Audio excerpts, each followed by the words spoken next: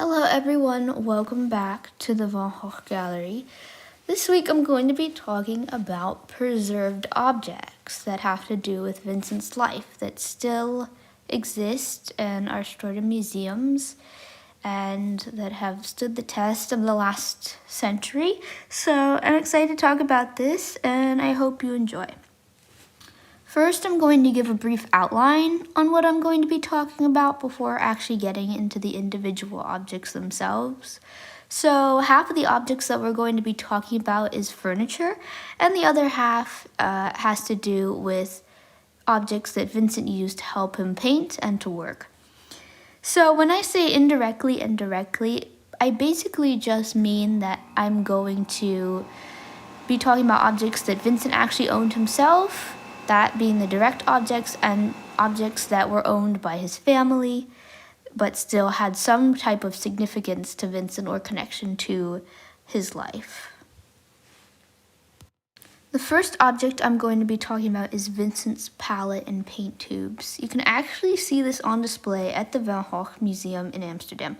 I think the palette gives a great insight into how Vincent worked. There's very much an energy that reflects off his palette and onto his paintings in terms of the vibrancy of colors, the movement. Vincent bought his paints from two places, from Tasse et Lot and from the collector Père Tanguy, who had a shop not too far away from Théo's apartment in Paris, and Théo was Vincent's brother, and you will hear his name throughout this presentation. Théo would actually send Vincent's order of paints to wherever he was, whether that was in the Netherlands or the south of France. It's definitely a good object. I saw it in person. I highly recommend, if you haven't been to the Van Gogh Museum, that you should go because they have a lot of interesting things, not just his paint. The second object in my presentation is this beautiful 18th century pine cabinet. This piece was built by Hendrik Vrijdag, a relative of Vincent and Théo. It was made between 1790 and 1800. The cabinet belonged to Vincent's brother Théo when he lived in Paris in the 1880s. Till his death in 1891. He kept drawings, letters, and documents in the cabinet. This also went for Vincent's letters, which are very much an important source when learning about the artist. After Théo's death, his wife Johanna inherited it. She had a strong connection with this cabinet and even wrote, "I love every piece of our furniture, as though it's something of him. The cabinet above all, his wonderful art cabinet with all those little drawers and cubby holes where he kept his finest etchings and prints. I can't open it without a sense of reverence." It remained in the Van Gogh family and is now preserved in the Van Gogh Museum. I took this photo myself, actually, of this cabinet when I visited the exhibition Choosing Vincent in 2023. Next, I'm going to talk about two vases that have been preserved in the Van Gogh Museum. Also, both vases can be seen in two flower still lifes. These are a vase with Chinese asters and gladioli, and fritillaries in a copper vase. These two works were made when Vincent was living in Paris, within a year of each other. As you can see, each painting is accompanied by the actual photo of the vase that Vincent used. These both stayed in the Van Gogh family, as can be seen in a photograph on the next slide. So what we're looking at here is a photograph of Johanna, Théo's widow, with her second husband, Johan Cohen Goschalk, and Vincent, her son, who she had with Théo before he died. They're shown sitting here in their dining room in Amsterdam between the years 1910 and 1911. Now, the interesting thing about this photo and why I put it on my presentation is that if you look in the top right corner, you can actually see those two vases that I was just talking about sitting on top of, believe it or not, Théo's cabinet. So this photo kind of really sums up and brings together all those objects that I've just been talking about into one photo, and how there was such a significance with all of them placed and preserved within the family. So, less significant to Vincent himself, but this is a swatch of fabric that was sent in a letter between Théo and Johanna when they were going to get married in 1889.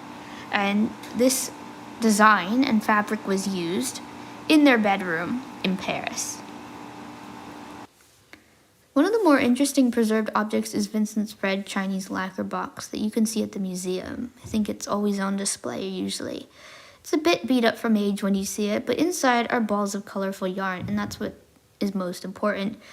When speaking about this, Vincent would use the yarn to experiment with color combinations so he knew what colors to paint with. The artist is known for his vibrant colors, especially in his later years in the south of France. Even when painting dark, somber colors in the Netherlands, he had already read a lot about color theory. He just didn't want to paint in bright colors. He was fascinated, especially when he got into color, on complementary colors, and he was really liked that kind of harmony between two colors that fit together that was satisfying to the eye. So what I've included next to my photo is a complementary color wheel. And how it works is that you look at one color, say you're looking at red, and you look directly across the wheel at the color that's on the opposite, that's directly opposite of it, and so that would be green. So that's a complementary pair. Also goes for if you're looking at blue, then the complementary is orange. If you're looking at purple, the complementary is yellow. And Vincent really experimented with these combinations. And if you look at a lot of his paintings and you look really closely, you'll realize that most of his paintings, at least his later paintings, have a complementary color aspect to it. So I'm next going to talk about the Kingfisher, and this is a painting that was done in 1886. And this was actually based off of Vincent's stuffed kingfisher that he had in his studio. Vincent did have a taxidermy collection, along with a bunch of other paraphernalia like bird's nests and soot and chairs, and basically all random things that he used for his paintings, of course. And today this little stuffed bird is preserved in the Van Gogh Museum, and this also goes to say for another painting that I've added called The Flying Fox, which not many people know, that was done 1 year prior, and this was also based off a stuffed bat that Vincent probably had in his studio too. So I'm sure that there's much more. Someone once asked me, like, is there anything left in the archives that's preserved? And I wrote, yes, probably. There's probably a lot. There's always photos that are coming out. So it's definitely interesting to see these animal paintings, because I feel like a lot of people don't really see Vincent as an animal painter. He has very little paintings of animals. So the last piece of furniture I'm going to talk about is the willow chair, or the cane chair as Vincent called it, and this was probably produced in the late 19th century sometime. It was a piece of furniture that was owned by Vincent when he lived in the Yellow House in Arles in the south of France. He used it in two of his most famous portraits, Portrait of the Postman, Joseph Frulin, and La Musme. And this chair is actually highly uncomfortable, as noted by one of his models. But what happened was that Vincent left the south of France about a year and a half later, or two, you could say, and the chair was left behind with the cafe proprietor, Madame Genoux. Vincent had told Madame Genoux to sell all his furniture, but keep the chair. So she kept the chair, and she eventually gave the chair to her niece.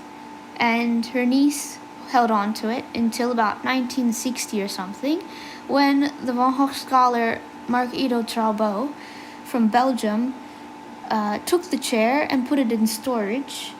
And now the chair is in storage, and it still exists. Unfortunately, it can't be taken anywhere because it's way too fragile. There was even an exhibition in Zundert where Vincent was born about objects, and obviously this was one of the things that was thought to hopefully have come to Zundert, but it was way too fragile to be transported, so they made a duplicate of it just to use that in the absence of the real chair. And I found all this information out actually from Martin Bailey, who's a very, very, very good Van Gogh scholar, and he writes a blog called Adventures with Van Gogh, and it's a very interesting blog that gets put out weekly, and there's always new discoveries. So I recommend going checking that out if you want to know more about this chair, because I got all the information from him, and it's really interesting that this thing still exists, because there is no other furniture that exists from the yellow house, unfortunately. The house itself is not even there anymore because it was bombed. So that's the end of the video, everybody. I hope you enjoyed. I hope you learned something, of course. Thank you for those who actually made it to the end of the video. It means a lot to me. If you're interested, I will be posting the links down in the description of all the sources that I use, in case you want to look at them for yourself. And also, if you're interested also, you can go check out my TikTok, which has plenty of more information that goes by the same name as this channel. So thank you and have a nice day.